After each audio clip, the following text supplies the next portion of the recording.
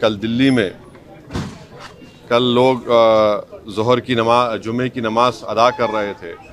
इंद्रलोक में रोड पर लोग नमाज पढ़ रहे थे और ये कोई नई बात नहीं है, जुमे के एक दिन ऐसा होता है।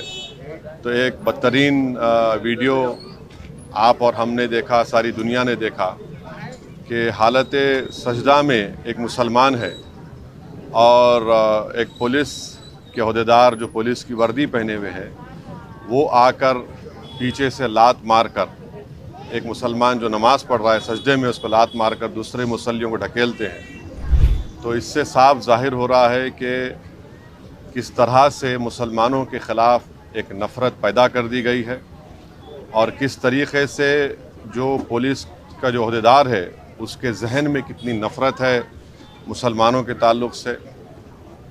ये एक ऐसा वाक़या है जो सबको झंझोड़ के रख दिया और इससे ये बताता है कि मुसलमानों की डिग्निटी, मुसलमानों की इज़्ज़त कितनी है।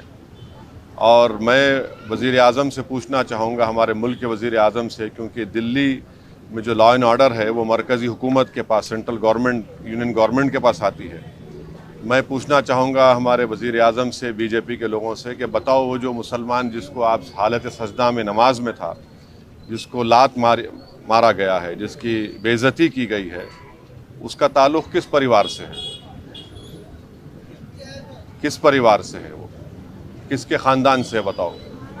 आखिर ये इतनी बेइज्जती क्यों की जा रही है भारत के 17 करोड़ मुसलमानों से, जो इस वतन अज़ीज़ के आबादी का 14% से ज़्यादा हिस्सा है?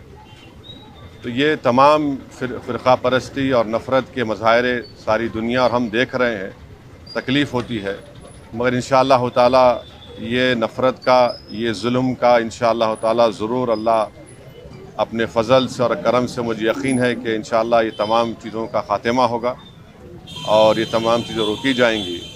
और दिल्ली में हम जानते हैं कि जब फ़सादात हुए थे तो कैसे एक मुसलमान को जब मॉब पीट रहा था वो अपनी जान की भीख मांग रहा था। इससे भी सबक हासिल नहीं किए वहाँ की पुलिस के अहदेदार।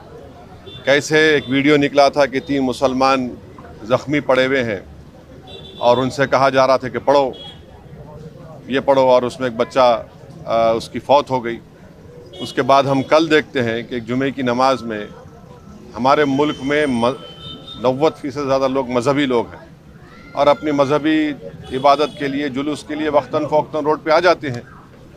तो इसको ये बेइज्जत करना, उनको इस तरह से लात मारना उनको और बताना कि क्या हमारी हैसियत है, तो हम ऐसे लोगों से कहना चाहेंगे कि आपके इस जुल्म के मज़ाहिरों से हम नमाज पढ़ना नहीं छोड़ने वाले हैं।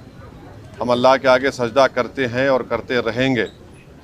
आप लात मारो या गोली मारो, मगर आपके लात मारने से, आपके गोली मारने से आप अपनी ज़हनियत का, अपनी नफ़रत का आप मज़ाहिरा कर रहे हैं और आप एक तरफ़ा काम कर रहे हैं।